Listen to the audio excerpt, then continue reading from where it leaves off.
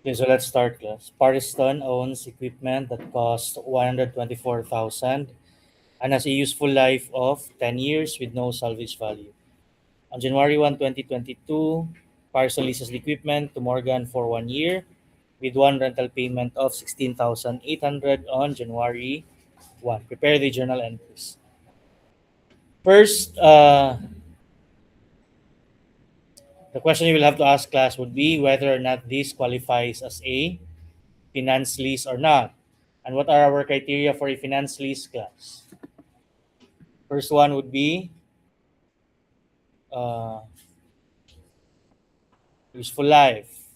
The useful life should be a major part of the life of the asset. And when can we say that it is for a major part of the life of the asset, class? If it's at least 75%. If the lease term is at least 75% of the uh, life of the asset, then the lease should be accounted for as a finance lease.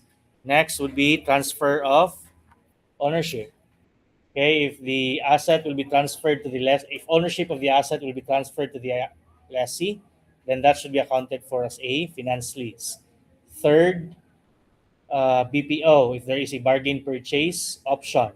If the lessee can purchase the asset at the end of its at the end of the lease term at a price that is significantly lower than its fair value, then you have a bargain purchase option, and in that case, basically all the risk and rewards of over the asset goes to the lessee, so it should be accounted for as a finance lease. Fourth would be the present value of the lease payments. If the present value of the lease payments represents uh, substantial portion of the fair value of the asset, then that would be considered as a finance lease. When can we say that the present value is equal to or exceeds substantially all of the fair value of the asset? If it is equivalent to 90% or more. The last one would be if the asset is of a specialized nature. Now, what do you think here? The useful life of the asset is 10 years, and then the lease term is only for 1 year. So, will it qualify under the major part, majority part of the life of the asset? No. How about transfer of ownership? Does the problem say anything about transfer of ownership? Does the problem mention of any bargain purchase option? And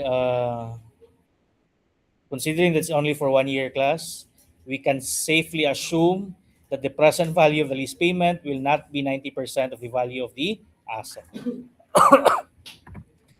Okay, and it does not mention that the asset is of a specialized nature, class.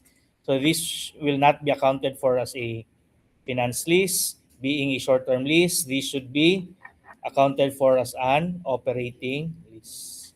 And under the operating lease, class, you will just recognize rent revenue equally throughout the lease term. Okay, you will just recognize revenue equally throughout the lease term. Okay, but the peculiar thing here lang is that payment is made in advance. So the question now is, what entry will you prepare upon receipt of the payment? Because when did the payment happen, class? It happened on January 1, and it is already for the entirety of the lease term, class. So will we prepare an entry upon receipt of the payment? If we're the lessor, yes. Definitely there will be a debit to cash. Next question is, what will be the credit? Would it be correct to credit rent revenue already at this point? The answer is no, because you have not yet earned the revenue. When will the rent revenue be earned? When you have already allowed the lessee to use the asset. So how then should it be recognized? You recognize first the payment as a liability. You use the unearned rent income or the unearned rent revenue account. So what do I wish for you to take away? That an unearned rent revenue is a liability account. Many students will still get confused that unearned rent revenue, because it has the surname revenue, is a revenue account. Income that is not yet earned but is already collected is obviously an obligation on your part, and therefore it is still a liability. And then, what else will you have to prepare? You will have to prepare an adjusting entry at the end of the year. What would be the purpose of the adjusting entry? Number one, this time to recognize the rent revenue. Why will you now recognize rent revenue? Because you have already earned the revenue. Have you earned the entire amount, class? Yes, because the lease is only for 1 year. So will your entry be debit, cash, and credit rent revenue? No, because on December 31, there is no more collection. Collection took place on January 1. Okay, so what do you do? Remove the unearned rent revenue. The recognized unearned rent revenue. Why? Because that liability no longer exists. It has already been earned. And aside from that one, you will have to recognize na the rent revenue. So, debit and earned rent revenue and credit rent revenue in the amount of 16,800. There's another thing you will have to record on December 31, 2022, and that would be your depreciation. Why? Because the asset will remain in the books of the lessor, because this is not accounted for as this is not accounted for as a finance lease. So what will be your entry? Debit, depreciation expense, and credit, accumulated depreciation. The question now is how much? Did it say use straight line, class? No, but we will be using straight line. So divide 124,000 by 10 years, you will have 12,400.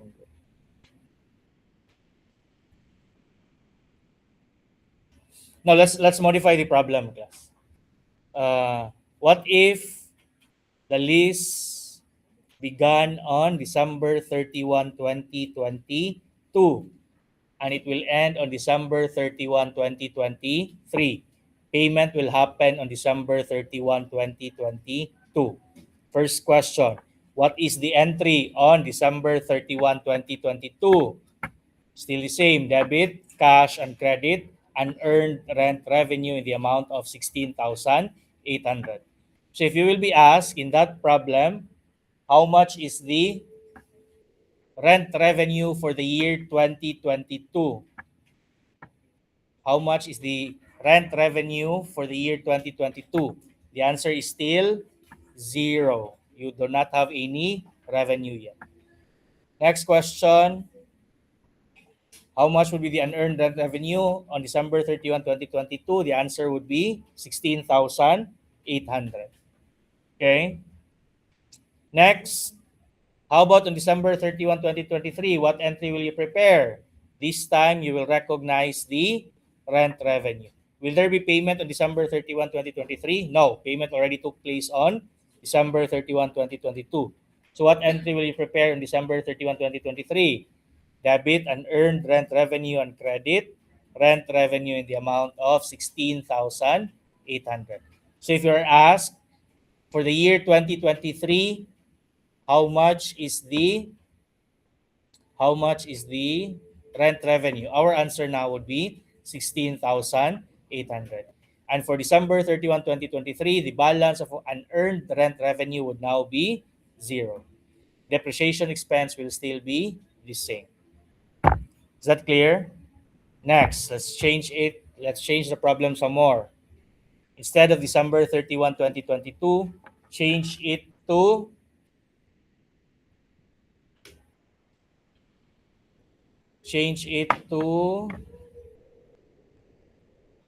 July 1, 2022. Okay? When will you prepare the first entry, class? July 1, 2022. What will be the entry for? To record the collection or the payment made by the lessee. What would be your entry on July 1, 2022? The same, debit, cash, and credit, and earned rent revenue in the amount of 16,800. Proceed to the adjustment date, December 31. Do you prepare an entry on December 31? Yes. uh, to record your rent revenue. What would be the entry? Debit unearned rent revenue and credit rent revenue in the amount of how much? Is it 16,800? No, because you have not earned the entire 16,800. Remember that the 16,800 is good for 12 months. And how much have you earned lang? Only 6 months. So what do? Multiply 16,800 by 6 over 12 or 1 half. That will give you 8,400. So what is your entry? Debit and earned rent revenue and credit rent revenue in the amount of 8,400. So if you will be asked for the year 2022, how much is your rent revenue? Your answer would be 8,400. On December 31, 2022, how much is the balance of your uh, unearned rent revenue? The answer would also be 8,400. Proceed to 2023. What will be the entries that you will prepare in 2023? You should prepare another entry on July 1. Okay, if possible, prepare an entry on July 1, 2023. And what would be that entry? To recognize the remaining rent revenue. And what would be the entry? Debit, the same class, unearned rent revenue and credit rent revenue in the amount of 8,400. And then if you will be asked how much is the rent revenue for the year 2023, it would be 8,400. And then how much is the balance of the unearned rent revenue at the end of 2023? Your answer now will be 0. Is that clear? But just to highlight the difference, class ha, let's change the problem one more time. This time, the lease will start on May. Is 16,800 divided by divisible by 12 class 12 4 yes. Uh, so let's assume that the lease took place on May 1 class. May 1, 2022. Okay. First entry would be on May 1, 2022. For what purpose? To record the collection. Entry, debit, cash, and credit, and earned rent revenue in the amount of 16,800. Next, December 31, 2022. Prepare an entry to record the portion that you have already earned. Months-wise class. How many months have you earned? 8. Okay, so what would be your entry? Debit and earned rent revenue and credit rent revenue equivalent to 8-month rent. So what do? 16,800 times 8 over 12 or 2/3. How much is 2/3 of 16,800? 11,200. So our entry on December 31, 2022 would be debit and earned rent revenue and credit rent revenue in the amount of 11,200. And if you are asked how much is the rent revenue on for the year 2022, our answer would be 11,200. And another question, how much is the balance of your unearned rent revenue at the end of 2022? Hopefully, you will not say 11,200 class. Maybe you would say, in the previous example, rent revenue was 8,400, unearned rent revenue was 8,400. They were the same. So this year, rent revenue is 11,200. Unearned rent revenue would also be 11,200. That's wrong. Okay? Out of the total 16,800, 11,200 is already earned. So the remaining unearned would be equivalent to how many months? 4 months. And how much is the value of the 4 months rent? 5,600. As of 2022, this is unearned because when will this be earned, class? This will be earned in 2023. Now in 2023, what will be our entry to recognize the remaining rent, class? Debit, unearned rent revenue and credit rent revenue for how much? The remaining 5,600. So if you are asked for 2023, how much is your rent revenue? Your answer would be 5,600. And your unearned rent revenue at the end of 2023 would be 0 already. Okay? So perhaps this problem will come out in our exam. I'll just change the 16,800 and I will just change the month and perhaps change also the number of years. Class. And you will be asked how much is the rent revenue and how much is the unearned rent revenue.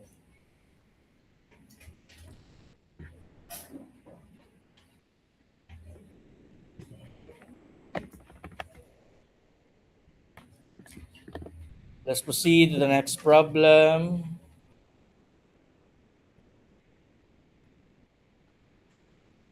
Let's have global robotics.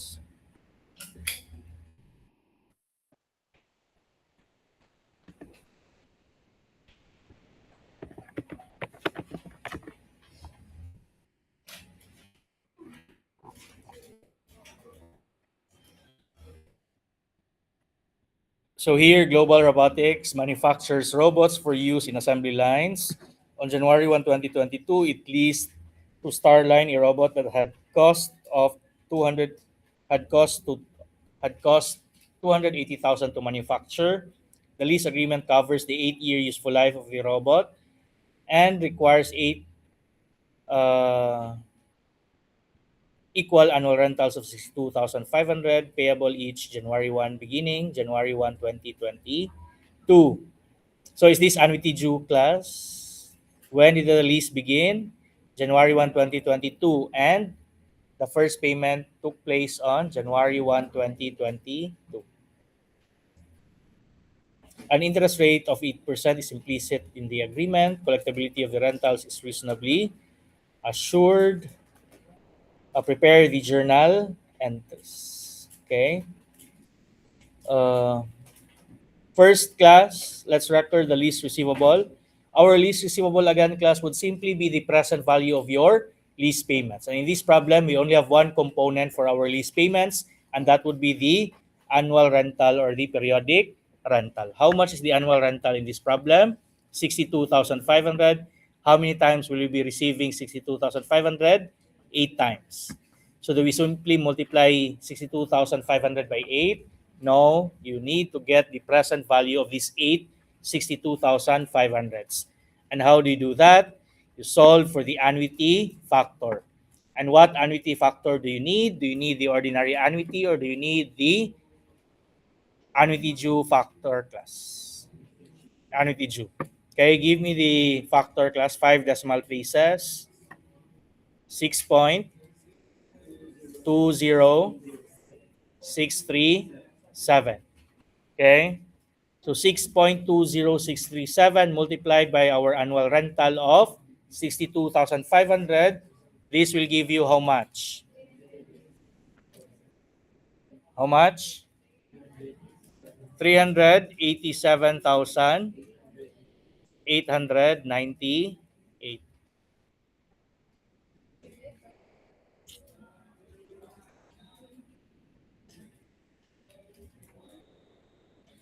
Whether first we are doing this one, class, because we know that this should be accounted for a finance lease. Do you follow? We're getting the present value of the minimum lease payments because we know these should be accounted for as a finance lease. Why do we know these should be accounted for as a finance lease, class? It's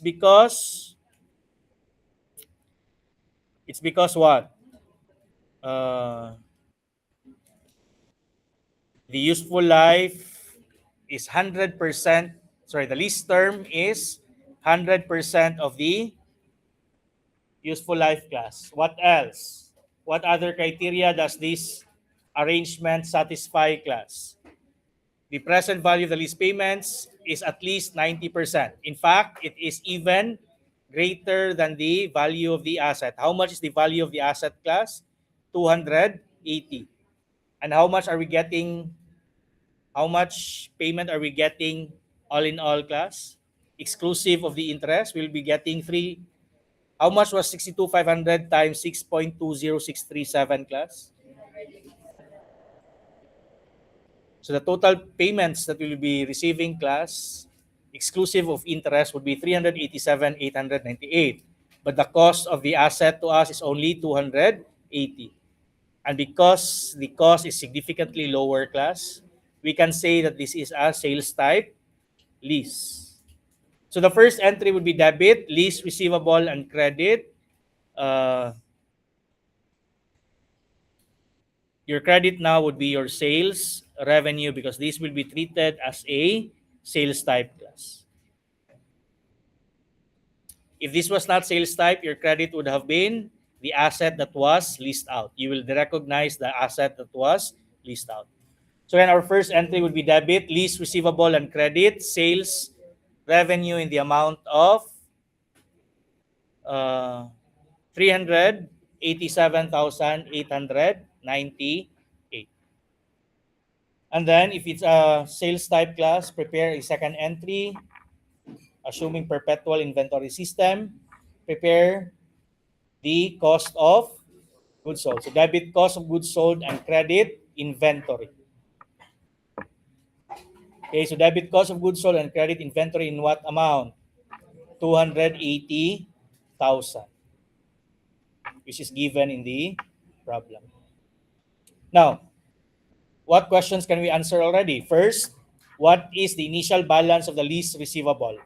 What is the initial balance of the lease receivable? It would be 387,898. Next, how much is the sales revenue? Also 387,898. Third, how much is the cost of goods sold? 280,000. Fourth, how much is the dealer's profit? How much is the manufacturer's profit? How much is the gross profit? Or how much is the gross profit? The answer would simply be sales minus cost. How much was the sales revenue? 387,898. And then how much was the cost of goods sold? 280,000. So the dealer's or manufacturer's profit would be 107,898.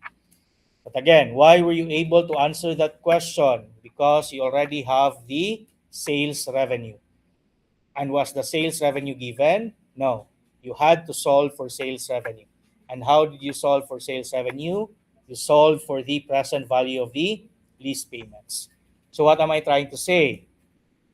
You could be asked for the dealer's profit class and the computation will appear long because you need the sales revenue first. But again, if you only have the sales revenue already, it should be very easy. And if it's not given, how do you get the sales revenue? Get the present value of the lease payments. Do you follow?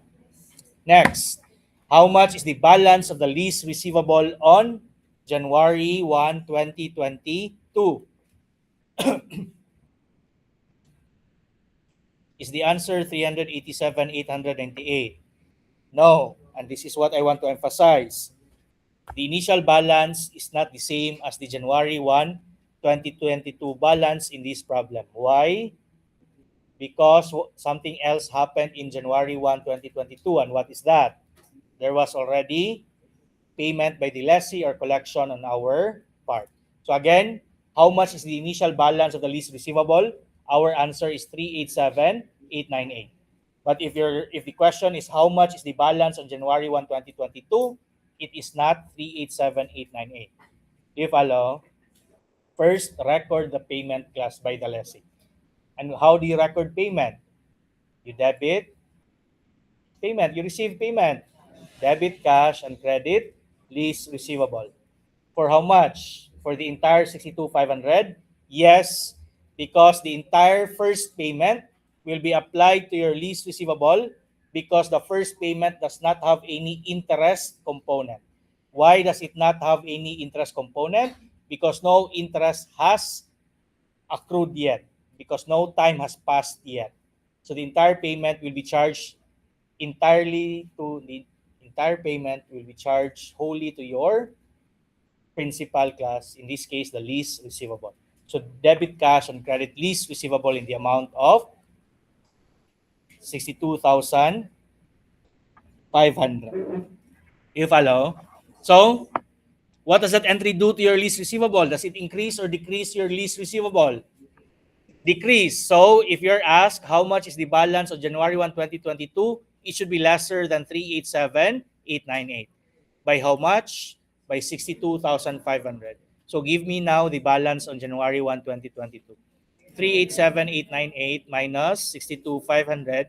This would be 325, 398. Let's extend the problem, class. Let's go to December 31, 2022. Do we need to prepare an entry on December 31, 2022? Yes, to recognize the interest expense. Interest income. Okay? Why is there an interest income? Because again, there is an implicit interest rate on our receivable. So, what do? How do you solve for interest revenue or interest income? Outstanding balance times the applicable interest rate. What is the applicable interest rate here? 8%. And you multiply that with the outstanding balance. And this is where I want you to be careful, class. But considering that almost all problems are annuity due, you should not commit a mistake on this point anymore. What's a common possible mistake?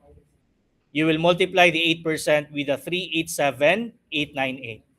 Why would that be incorrect? Because the amount that was outstanding, the amount that will earn interest throughout the year is not the 387,898. It would be the 325,398. Why is it the 325,398? Because the 387,898 was already partially paid. The outstanding balance, the balance that will earn interest throughout the year, is the balance after the payment. So, you multiply the 8% not with the 387,898, but with 325,398. And how much will that give you, class? 325,398 multiplied by 8%. You will have, let's round it up to the nearest ones place. 26,000. 325. How much was the outstanding balance, class? 398. And then, so what do we have? 26,032. So your entry here would be debit. No payment yet. The payment will be on January 1. We increase our lease receivable, debit lease receivable, and credit interest revenue. And the benefit of using this method, class, is that by the time you record the payment, everything will just be charged to your lease receivable. Instead of splitting your payment between the interest and the principal component, class, if you add the interest already to your lease receivable, by the time you record the payment, you just deduct the entire payment to the lease receivable. Okay?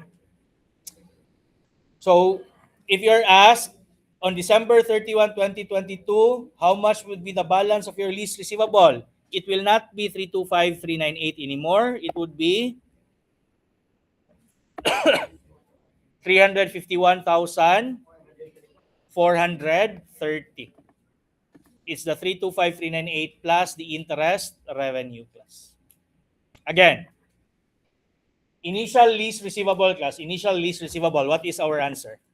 387,898.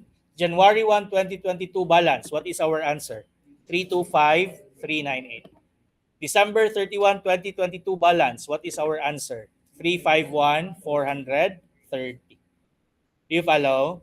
Now, on January 1, 2023, will we prepare an entry? Yes. Assuming no reversing entries are prepared, do we still prepare an entry on January 1? Yes. For what purpose? To record the collection. How much are we collecting on January 1, 2023? The same amount, which is 62,500. And normally, class, when you amortize, what do you do with the payment? You split it between the principal component and the interest component. Do you follow?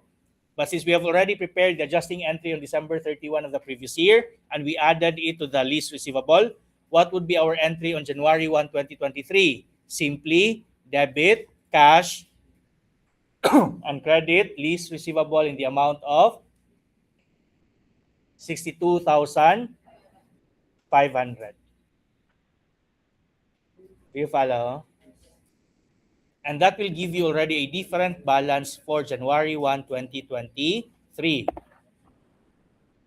So, fourth possible question on the lease receivable balance class. How much is the balance on January 1, 2023? What's our answer? How much is the balance of your lease receivable on January 1, 2023? 288,930. Do you see the significance of the advance payment class? Just a day difference. December 31, it was how much? 351,430. The following day, after receiving the payment, it will be 288,930.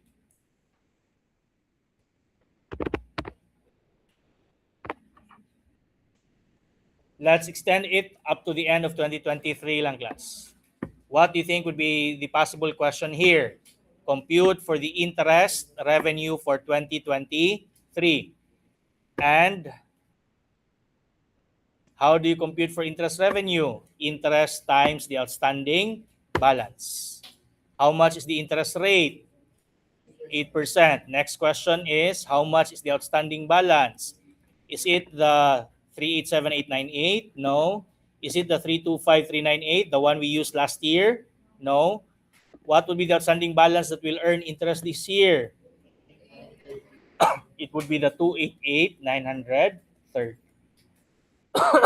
So multiply 288,930 by 8%. And this will give us how much? 23,114. And what does this amount answer, class? What question does this amount answer? How much is your interest revenue for 2023? Okay, last question. How much is the December 31, 2023 balance of your lease receivable? You will have to add the 23,114 with the 288,930, and this will give you 312,040